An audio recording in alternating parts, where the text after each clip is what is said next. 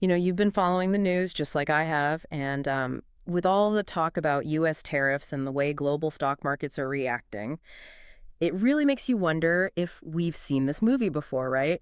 What are the historical precedents that can, give us a clearer picture? Well, we've got a fascinating collection of historical accounts and analyses here, and that's exactly what we're going to explore in this deep dive. Our mission, basically, is to unpack four key historical moments when American economic decisions sent ripples sometimes, Yeah. tidal waves across the global economy. Think of this as your cheat sheet to understanding the interconnected forces shaping our world. Absolutely. And it's crucial to remember that these aren't isolated events. By examining these historical parallels, we can start to identify the underlying dynamics and potential ramifications when a major economic player like the United States makes significant policy shifts. We're looking for patterns, really, that might illuminate our current situation. Okay, so no more just reacting to the daily headlines. We're putting on our historian hats.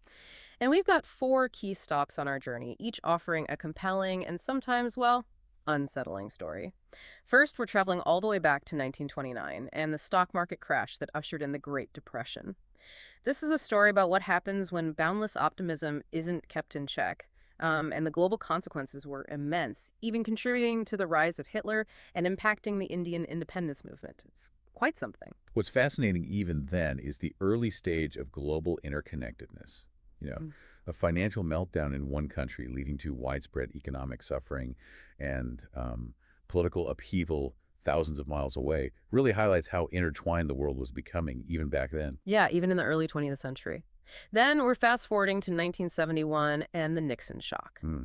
This moment fundamentally altered the global monetary landscape. We're talking about the day the dollar's link to gold was severed. And the immediate and lasting effects. Well, let's just say it had a direct impact on the price you paid at the pump. Oil prices quadrupled practically overnight. Oh, the Nixon shock was a huge watershed event. Yeah. It revealed the inherent vulnerabilities within even seemingly robust international financial systems and underscored the considerable influence a dominant nation can exert over the whole architecture of the global economy, really. It forced a global recalibration to a system of floating exchange rates. Right, a totally new way of doing things. Our third stop is 1987 and Black Monday. This one feels surprisingly contemporary, I think, illustrating how rapidly advancing technology and trading can lead to the swift and massive destruction of wealth. Fortunes vanished in hours, yet the recovery, somewhat unexpectedly, was relatively quick. Black Monday serves as a powerful reminder of the speed and scale at which financial markets can move, particularly with the increasing role of technology, like computers making trades automatically. Yeah. It also highlighted the critical importance of swift and decisive intervention by central banks, to prevent a localized shock from spiraling. Yeah, stopping it before it gets worse. And finally, we'll be examining the 2008 Great Recession, which originated right here in the U.S. with the collapse of the housing market. This crisis really challenged the core tenets of the American dream for many, and its repercussions on global markets and employment were profound. We saw major financial giants topple, like Lehman Brothers, and even industries far removed from housing, like India's IT sector, felt the impact big time. The 2008 crisis exposed the significant dangers associated with intricate financial instruments and insufficient regulatory oversight. That was key. Its worldwide reach underscored the deep interconnectedness of global financial markets and the tangible consequences for jobs and overall economic stability across the globe. Okay, let's dive into the first of these pivotal moments, Yeah. 1929 and the Great Depression.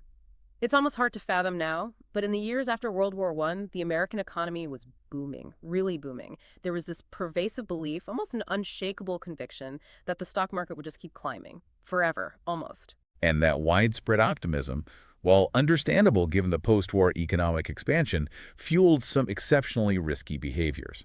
It really did. We're talking specifically about margin buying. Ah, margin buying. Right. This wasn't just about investing. It was about borrowing heavily to buy shares. Sometimes investors put down as little as 10 or 20% of their own money. Wow, just 10%. Yeah. Beyond just borrowing, this reveals a fundamental human tendency towards overconfidence and, well, the creation of systemic risk when speculation isn't tempered by regulation. Right, so you could control a significant amount of stock with a relatively small personal investment. And at the time, the government wasn't really acting as a financial referee, were they? There was a real lack of regulation, no dedicated body closely monitoring the stock market's activities. Precisely. This absence of effective oversight created a fertile ground for excessive speculation. was almost inevitable looking back. And as our sources highlight, the Dow Jones Index experienced an astonishing surge, rocketing from 63 in 1921 to 381 in 1928. That's nearly a six-fold increase in just 8 years. Incredible numbers. Here's where it gets really interesting, isn't it? While the stock market was reaching these dizzying heights, the incomes for the average worker and farmer weren't keeping pace at all. Companies were producing goods at a rapid clip, generating substantial profits, but the demand from consumers simply wasn't there to absorb all that production. It was a classic setup for a major imbalance. That widening gap between production and consumption was a critical underlying vulnerability. Absolutely. Eventually, those inflated stock prices began to look increasingly unsustainable when measured against the backdrop of stagnating real wages and incomes. And then the unthinkable happened. The bubble burst, stock prices started to decline, and suddenly everyone rushed to sell. It became a self-reinforcing cycle of panic, driving prices even lower. And the newspapers of the day, well, they certainly didn't help calm the waters, did they? No, not at all. Sensational headlines only amplify the widespread fear. The power of sentiment and fear in financial markets cannot be overstated. The news coverage intensified the sense of crisis, triggering even more frantic selling, particularly among those small investors who were heavily leveraged through margin buying. They were the most exposed, The most vulnerable, yeah. and they got wiped out first. And that wave of panic selling led to something even more terrifying. Bank runs. People lost faith in the stability of the financial system, rushing to withdraw their savings, just pure panic. And as loans went unpaid due to the crash, banks began to fail en masse. I mean, the numbers are staggering. And really are. Over 9,000 banks collapsed between 1930 and 1933. 9,000. The failure of the banking system had a catastrophic impact on the real economy. It wasn't just Wall Street. Businesses couldn't access the credit they needed to operate, and individuals lost their life savings, which further suppressed demand and leading to widespread business closures and even greater unemployment. It was a vicious cycle. The statistics are just brutal. U.S. unemployment soared from relatively low 3% to a staggering 25%. 15 million people lost their jobs. 15 million. And this wasn't just an American catastrophe. The recession spread globally. Our sources specifically point to India, where exports of key commodities like jute, cotton, and tea were severely impacted, devastating the incomes of farmers there. And the decreased demand for British goods also negatively affected Indian industries, which were often linked to the British economy. If we connect this to the bigger picture, this economic hardship in India fueled the growing discontent with British rule. It provided further impetus to the burgeoning independence movement. Economic factors often have profound political consequences. Absolutely. And it wasn't just India, was it? Our material indicates that the severe economic devastation in Germany is widely considered a significant factor in the rise of the Nazi Party. Yes, that link is often made by historians. And ultimately, the lead up to World War II, a global economic crisis with such profound and tragic political ramifications. And the effects of the Great Depression lingered for an entire decade. 10 years of widespread economic hardship. It's a sobering reminder of the long-term and pervasive societal impacts of major economic downturns, extending far beyond mere financial losses. Okay, let's move on to our next pivotal moment, 1971 and the Nixon shock. Now, prior to this, we had the Bretton Woods system in place, established after World War II.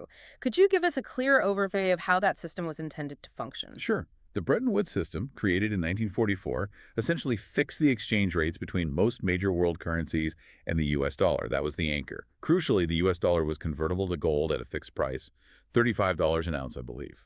The aim was to establish a stable and predictable international monetary order, avoid the chaos of the pre-war years.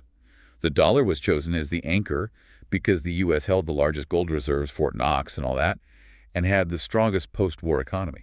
So the U.S. was basically the banker for the world, in a way. You could say that. The gold window represented the U.S. commitment to redeem dollars for gold upon requests from other countries' central banks. And at the time, the U.S. held a massive amount of gold, around 70% of the world's total, something like 20,000 tons. It seemed like an incredibly solid foundation, rock solid. It did appear that way. For a while, it worked reasonably well. However, the system began to show cracks roughly, 2 to 3 decades later.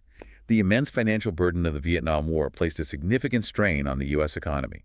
Wars are expensive. Very. To finance the war effort and also expanded domestic programs, the U.S. government began printing increasing amounts of dollars, more dollars floating around than gold backing them up. Which naturally led to a devaluation of those dollars, and, more importantly, put significant pressure on those supposedly vast gold reserves. And this didn't go unnoticed by other nations, did it? France, in particular, under President Charles de Gaulle. Oh, yes, de Gaulle. He wasn't exactly thrilled with the arrangement. No, President de Gaulle viewed the Bretton Woods system as granting the U.S. an unfair advantage, what he called an exorbitant privilege, essentially allowing it to print money without constraint while other nations' currencies were tied to it, forcing them to absorb U.S. inflation. France took a very direct and symbolic approach, famously sending naval vessels to the U.S. Naval vessels? Really? Yes, to collect the gold they were owed, they exchanged their substantial holdings of U.S. dollars for physical gold. Between 1965 and 1968, they shipped back over 3,300 tons of gold. Wow, that's a pretty powerful statement, sending warships for your gold. And it sounds like other countries were taking note and starting to follow suit. Germany, Switzerland, Britain, Japan. They were. They were all becoming increasingly concerned that the U.S. gold reserves would simply be depleted. The run on gold was starting. Exactly. By early 1971, the economic realities were stark. U.S. gold reserves had dwindled to approximately $10 billion, while foreign holdings of U.S. dollars had ballooned to an astounding $40 trillion, maybe even more. The numbers vary, but the disparity was huge. $40 trillion held abroad versus $10 billion in gold. There was simply no way the U.S. could realistically uphold its pledge to redeem that volume of dollars for gold. The math didn't work. So on August 15, 1971, President Nixon took decisive action. Sunday night announcement, wasn't it? It was a surprise move. He unilaterally terminated the dollar's convertibility to gold, famously closing the gold window, and to further complicate matters, imposed a 10% tariff, a surcharge, on imported goods. This became known as the Nixon shock. What were the immediate repercussions? Chaos. Pretty much, yeah. The immediate reaction in global financial markets was one of chaos and uncertainty. Markets hate uncertainty. European and Asian stock markets experienced declines in the range of 3 to 5%. Not huge, but significant volatility. The value of the U.S. dollar plummeted instantly in foreign exchange markets. And for the first time since Bretton Woods, its value was determined by market forces, supply and demand, not a fixed peg to gold. A floating currency. And what were the longer-term consequences? Our sources mention a decline in America's international standing, strained diplomatic relations. Yes, the unilateral way it was done definitely ruffled feathers internationally. Allies felt blindsided. And perhaps most significantly for everyday people, a quadrupling of oil prices. That's a massive jolt to the global economy. It was indeed. The end of Bretton Woods coincided with, and some argue contributed to, the OPEC oil embargo later on. The abrupt end of the fixed exchange rate system and the unilateral nature of the U.S. actions damaged international trust and ushered in a period of considerable economic instability, the stagflation of the 70s. The surge in oil prices was a major contributing factor to the widespread inflation and economic malaise that characterized much of the 1970s. And how long did it take for things to sort of settle down? It took until around 1975 for the global economy to truly regain its footing and adjust to the new floating exchange rate system. All right, moving on to our third critical episode, 1987 and Black Monday. This period saw the rise of Reaganomics in the U.S. Could you briefly remind us of the core tenets of those economic policies? Sure. Reaganomics, which began in 1981, was characterized by, well, basically three main things. Significant tax cuts, especially for corporations and higher earners. Right, supply-side economics. Exactly. Reductions in government spending, particularly on social programs, though military spending increased, and a broad program of market deregulation. Less government intervention. The central aim was to stimulate economic growth by freeing up capital and reducing the burden on businesses. And those policies certainly appeared to fuel a substantial boom in the U.S. stock market. The numbers are pretty stark. The Dow Jones climbed from around 777 in 1982 to a peak of 2,722 by August 1987. That's a huge run-up. It was. Many on Wall Street were experiencing a period of significant prosperity, lots of money being made. That's correct. There was a pervasive atmosphere of strong profit-making and investor optimism, maybe over-optimism. However, there were also underlying concerns brewing, things like rising interest rates, anxieties about inflation coming back, and a significant degree of speculative activity in the market. Leveraged buyouts were big then, too. So signs of overheating. Potentially. Yet, as our sources point out, very few anticipated a major market collapse on the scale that happened. Then, Seemingly out of nowhere, on Friday, October 16th, news began to circulate regarding potential changes to U.S. government tax rules, something that could impact corporate takeovers, right? Which were a big driver of stock prices then. That's right. The potential elimination of tax deductibility for interest on debt used in takeovers, that spooked the market. And the media really amplified that story over the weekend. Lots of worried commentary. So, uncertainty again. Yes, the uncertainty generated by this news, magnified by widespread media coverage, seems to have acted as an initial trigger. Then came Black Monday, October 19th. Describe what unfolded that day. It sounds like an unprecedented wave of selling pressure, just a flood. It was. The New York Stock Exchange opened to an overwhelming surge of sell orders that continued relentlessly, pretty much nonstop, until the closing bell. What made this crash particularly dramatic and swift was the increasing role of computers in trading. This was relatively new then. Ah, the computers. These new technologies, like portfolio insuring programs, enabled the rapid and automatic execution of sell orders as the market fell. So computers were selling automatically into a falling market, accelerating the decline at an unprecedented pace. So it wasn't just human panic driving the sell-off. It was also algorithms going into hyperdrive, a feedback loop. The numbers from that day are astonishing. The Dow Jones plummeted 508 points. That was a staggering 22.6% drop in a single trading day. Still the largest single-day percentage drop in history. 22.6%. That represented over $500 billion in lost wealth in America alone. Gone in a day. A truly historic fall, and the contagion spread rapidly across the globe. It wasn't contained. How bad is it elsewhere? Hong Kong's market crashed by nearly 46%, leading to a 4-day suspension of trading. They just had to shut it down. Australia's market fell by almost 42%, and even Japan's Nikkei index experienced its then largest single-day decline of nearly 15%. Wow, so global panic. Investor confidence took a significant hit worldwide, and many smaller investors faced financial ruin. Just like in 29, the little guy often gets hurt the most. But unlike the aftermath of 1929, the period following Black Monday wasn't a prolonged economic depression. What were the key differences in the response this time? Well, a couple things. Firstly, the underlying economy was actually stronger in 87 than in 29, but the critical difference was the response. The swift and decisive intervention by the Federal Reserve, under Alan Greenspan at the time. What did they do? They immediately lowered interest rates and publicly stated their readiness to provide liquidity. Essentially, they injected substantial cash into the financial system, reassuring markets and encouraging banks to keep lending. They acted as the lender of last resort. So they learned the lesson from 1929, don't let the system freeze up. Exactly. This prompt action helped to contain the panic and prevent a complete meltdown of the financial system. And it paved the way for a global market recovery by 1989. It really underscores the importance of proactive central bank intervention. Okay, a crucial lesson learned there.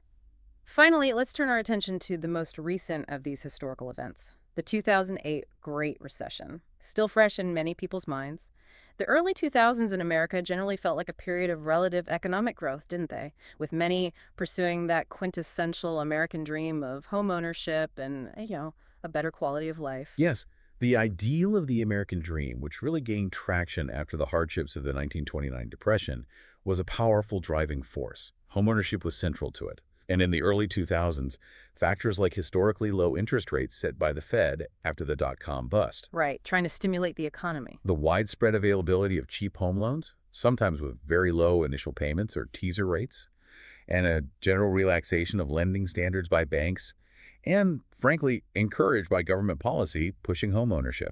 It made homeownership seem more accessible than ever before, maybe too accessible. Well, it certainly fueled demand. It sounds like the housing market became a hotbed of speculation, a bubble. Our sources mention individuals buying multiple properties with the sole intention of quickly reselling them for a profit. House flipping gone wild. Yeah, Michael Lewis wrote about this vividly. A Las Vegas waiter buying 3 houses, a Miami driver buying 4. It sounds like a speculative frenzy, almost unbelievable. And the financial sector was booming, inventing complex new ways to package and sell these mortgages. Mortgage-backed securities, CDOs, Alphabet soup of finance. with large bonuses being paid out based on volume, not necessarily quality. And government oversight seemed to be lagging behind the innovation, let's say. So these were essentially bundles of home loans sold as investments, right? Creating a complex web of financial interdependence. That's the key. Interdependence. Yeah. Which, as we'll see, amplified the crisis when things went wrong. The risk was spread everywhere, but nobody quite knew where it all was. There was indeed a significant speculative bubble fueled by readily available credit and a widespread belief that house prices would just always go up. The increasing complexity of new financial instruments, those mortgage-backed securities, also obscured the underlying risks involved. They got AAA ratings sometimes. Even though they were full of risky subprime loans. Exactly. But then the tide turned around late 2006, maybe early 2007. Yeah, around then. Banks began to raise interest rates, partly because the Fed started tightening policy, and those teaser rates on mortgages expired. Uh-oh. And after years of those steady 10% or more annual increases, house prices stalled and then started to decline. The bubble popped. Suddenly, many homeowners found themselves unable to afford their mortgage payments, especially those with adjustable rate mortgages. And the number of home foreclosures began to skyrocket by late 2007, people losing their homes. House prices ultimately crashed by a massive 30% nationally, even more in some bubble areas like Florida, Nevada, Arizona, California. 30%, wiping out people's equity. And the inability of a growing number of borrowers to meet their mortgage obligations triggered a cascading effect throughout the entire financial system. Because those mortgages were frequently bundled together and sold as investments, these mortgage-backed securities we mentioned, Right. the rising defaults caused the value of these investments to plummet, leading to widespread losses for financial institutions holding them. Banks, investment funds, even pension funds. And then came September 2008, a month many won't forget. The dramatic bankruptcy of Lehman Brothers, one of America's largest and most established investment banks. That event really felt like a critical turning point, a moment of profound fear and uncertainty. Our source aptly describes it as a market tsunami. The collapse of Lehman Brothers sent profound shockwaves throughout the global financial system. It shattered confidence. Before Lehman, there was a sense the government might bail out any too-big-to-fail institution. After Lehman, nobody knew who was safe. So the safety net was gone. It triggered a severe crisis of confidence, and banks became incredibly reluctant to lend to each other. They didn't know who might fail next. The credit market, the plumbing of the financial system, effectively froze. And the stock market reacted instantly. Oh, yeah. The Dow Jones experienced its worst week since the 9/11 attacks, falling sharply day after day, panic selling again. The stock market plummeted from over 14,000 in 2007 down to around 6,500 by March 2009. Trillions of dollars in value globally, just gone. An $8 trillion loss in wealth in the U.S. stock market alone. And this wasn't just a U.S. problem, was it? By late 2008, financial markets around the world were in a state of freefall. Absolutely global. Britain's market down 31%, Germany's 40%, Japan's 42%, India's 52%. The numbers were huge everywhere. 52% in India. Wow. And Iceland's entire banking system essentially collapsed. The country basically went bankrupt. Iceland, yeah, I remember that. The deeply interconnected nature of global financial markets meant that a crisis originating in the U.S. housing market rapidly spread across the world. Like wildfire, countries with strong trade and financial linkages to the United States were particularly vulnerable and heavily impacted. And the human cost of this crisis was devastating, beyond the financial numbers. Millions of people lost their homes, and in the U.S. alone, approximately 2.6 million jobs were lost just in 2008. And it kept going.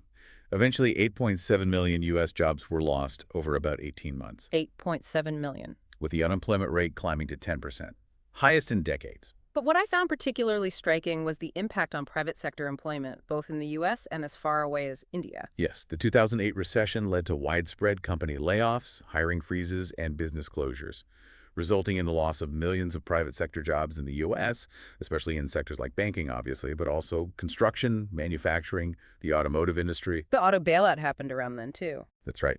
And in India, the U.S.-dependent information technology sector, the IT firms doing outsourcing work, also experienced significant layoffs. An International Labor Organization report estimated that India lost between 1 and 1.5 million private sector jobs in 2008-09, as a direct consequence of the global downturn. So the ripples reached that far, impacting IT workers in Bangalore because of housing issues in Phoenix. That's how connected things were and are. And this had a lasting impact on people's perceptions of employment, didn't it? Yeah. Our source suggests that it shook people's faith in the security of private sector jobs, It did seem to. leading to a greater preference for the perceived stability of government roles, maybe. The promise of the American dream being tied to private sector success took a real knock. There was a sense of betrayal for some. And it took a long 5 years, maybe more, depending on how you measure it, for the markets and economies to fully recover. A long, slow climb back. The Great Recession served as a stark and painful reminder of the fragility of economic prosperity and the profound impact that financial crises can have on employment and overall social well-being. The observed shift in job preferences reflects a natural human desire for greater security and stability in the face of such significant economic uncertainty. So as we've explored these four distinct yet interconnected historical episodes, wow, it's quite a journey, it becomes abundantly clear that American economic decisions don't simply remain within U.S. borders. Yeah. Not even close. They have had significant and at times quite destabilizing consequences for the entire global landscape, underscoring the deeply intertwined nature of our modern world economy. Precisely.